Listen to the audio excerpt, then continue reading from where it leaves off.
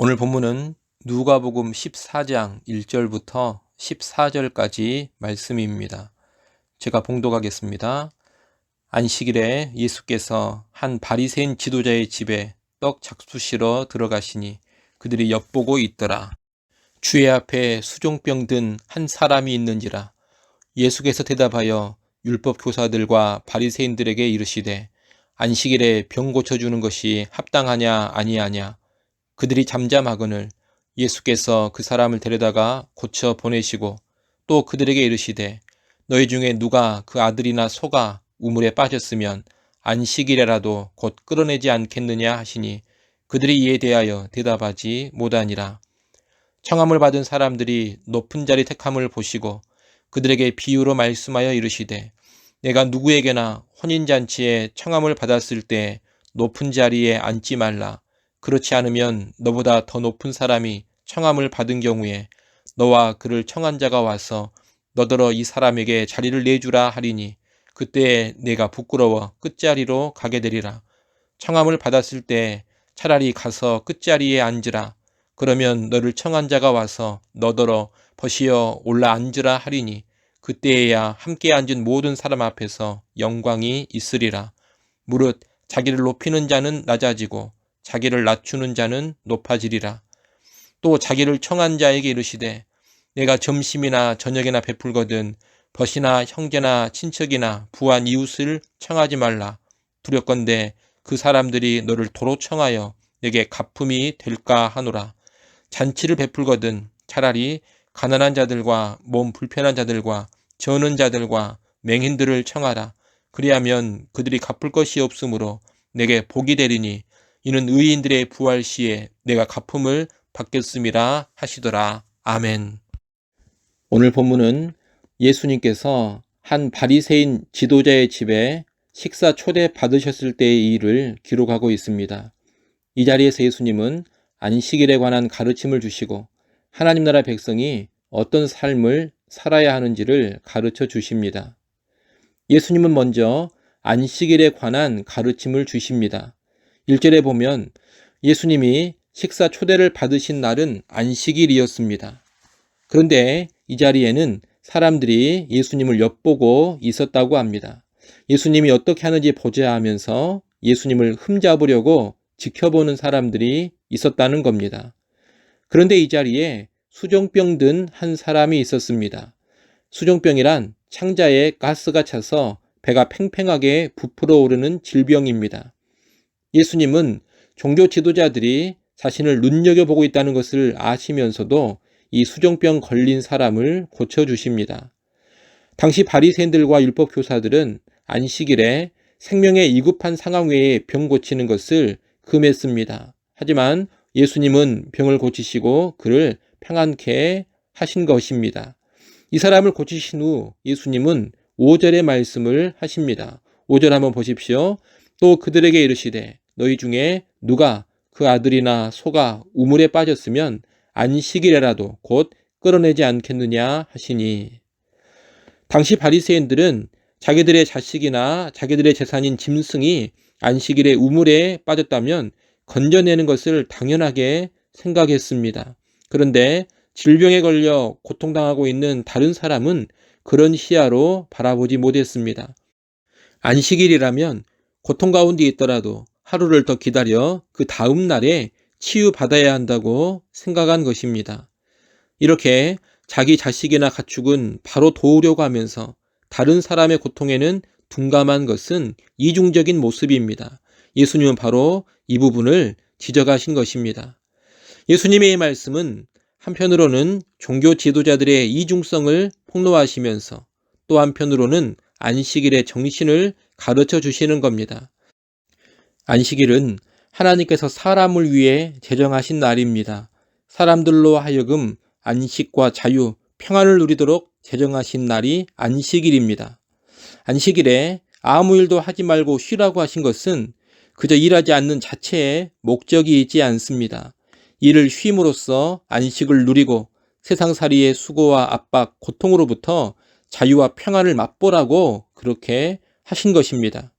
그런데 그런 목적으로 주신 안식일로 인해 사람이 더 힘들어지고 고통당하는 사람의 고통이 더 연장되어야 한다면 이것은 하나님의 뜻을 왜곡한 것입니다.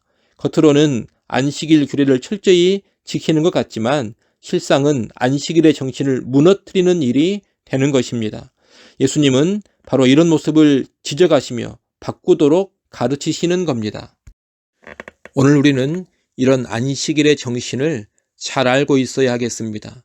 안식일은 예수 그리스도 안에서 누리는 참된 안식의 예표입니다. 예수 믿는 것은 예수님 안에서 안식을 누리는 것인데 이런 예수 믿는 삶을 결코 종교적인 규칙들을 많이 지키는 삶으로 전락시키지 않아야 합니다.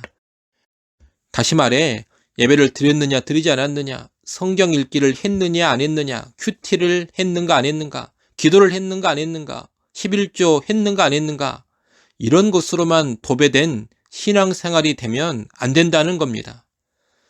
예수 안에서 내가 진정한 안식과 평안을 누리고 있는가, 죄의 짐, 세상의 압박에서 벗어나 자유하고 평안한 삶을 살고 있는가, 이것을 돌아봐야 합니다. 물론 예수 안에 거하는 사람은 지켜야 될 규칙과 규범들이 분명히 있습니다.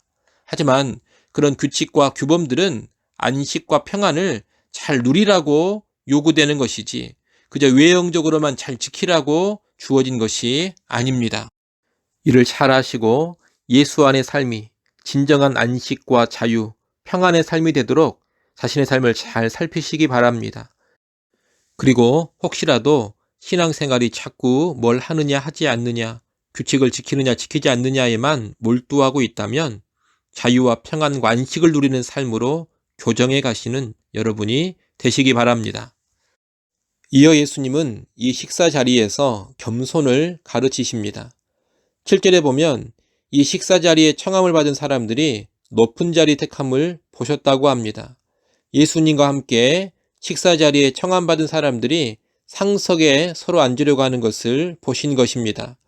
아마 바리새인들은 자기들이 종교 지도자들이니 상석에 앉을 자격이 있다 생각하고 서로 높은 자리에 앉으려고 한 것 같습니다. 상석에 앉으려고 하는 것은 일종의 교만입니다. 내가 이 정도 되는 사람이라는 것을 보이고 싶고 사람들에게 자신을 과시하고 인정받고 싶으니 높은 자리에 앉으려고 하는 것입니다. 예수님은 바리새인들의 이런 모습을 보시면서 높은 자리에 앉으려 하지 말고 차라리 낮은 자리, 끝자리로 가서 앉으라고 하십니다. 그러면 수치를 당할 일이 없고 오히려 높아질 수 있다는 것입니다. 11절 말씀을 보십시오.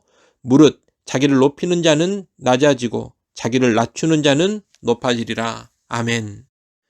이 세상 사람들은 높은 자리에 앉는 것을 영광으로 알고 높은 자리에 앉아야지만 자기가 높아진다고 믿습니다. 그러나 하나님 나라의 질서는 반대입니다. 낮아져야 높아지는 것이고 낮아지는 자리로 가야 하나님이 영광스럽게 하십니다. 그러니 어떻게든 상석에 앉으려 길을 쓰지 마시고 이 땅의 높은 자리에 앉는 일에 여러분의 인생을 허비하지 않기 바랍니다. 오히려 교회의 낮은 자리, 사회의 낮은 자리로 기꺼이 갈 수 있는 사람이 되십시오. 우리 자녀들을 가르치실 때에도 높은 자리로만 가라고 하지 마시고 섬길 수 있는 자리, 낮은 자리로 기꺼이 갈 수 있는 사람이 되도록 지도하십시오. 그렇게 사는 삶이 결국 가장 영광스러운 삶이 될 것입니다. 끝으로 예수님은 12절로 14절에서 자신을 초청한 바리새인 지도자를 향해 누구를 섬기고 대접해야 하는지를 가르치십니다. 예수님은 받은 대접을 갚을 수 없는 사람들에게 우선적으로 대접하고 베풀라고 하십니다. 그럴 때 하나님께서 갚아주실 것이기 때문입니다. 부활의 때에 하나님께서는 이 땅에서 받지 못한 것을 다 갚아주십니다. 사람들을 돕고 섬긴 것, 베풀고 대접한 것을 이 땅에서 돌려받지 못하더라도 하나님께서 다 보시고 기억하시고 갚아주신다는 겁니다. 그러므로 이 땅에서 뭔가 다 받아버린다면 부활의 날에 하나님 앞에서 받을 것이 별로 없습니다. 마땅히 받을 것이 있지만 이 땅에서 받지 않아야 하나님 앞에서 영원하고도 영광스러운 것으로 갚음을 받는 것입니다. 그러므로 우리는 누군가를 대접할 때에도 갚을 수 없는 사람에게 대접하는 것이 좋습니다. 이 말은 갚을 수 있는 사람에게는 대접하지 말라는 그런 이야기가 아닙니다. 그런 사람에게만 대접하는 일을 피하라는 것입니다. 이 세상은 뭔가 있어 보이는 사람, 내게 뭔가 해줬거나 앞으로 뭔가 해줄 수 있는 사람에게만 잘해주려고 합니다. 그런 사람만 초청하고 대접하려는 경향이 있습니다. 한마디로 무언가 이 땅의 이익을 기대하면서 사람들을 대접합니다. 이 땅의 이익에 별 도움이 될 것 같지 않은 사람들은 외면하고 무시합니다. 하지만 하나님의 백성들은 그렇게 살지 않습니다. 가난한 자, 없는 자, 갚을 수 없는 사람들에게 베풀고 나누고 돕습니다. 그들을 섬기는 것이 하나님 앞에서 훨씬 상이 큽니다. 그러니 여러분, 교회에서도 목사님만 대접하려고 하지 마십시오. 물론 목사를 잘 대접하고 섬기는 것도 귀하고 복됩니다. 하지만 목사만 섬기기보다는 내가 대접해줘도 전혀 갚을 수 없는 사람들, 그들을 대접하고 섬기는 것이 더 큰 복이 될 수 있습니다. 사회에서도 가난하고 약하고 소외된 사람들을 잘 대접하십시오.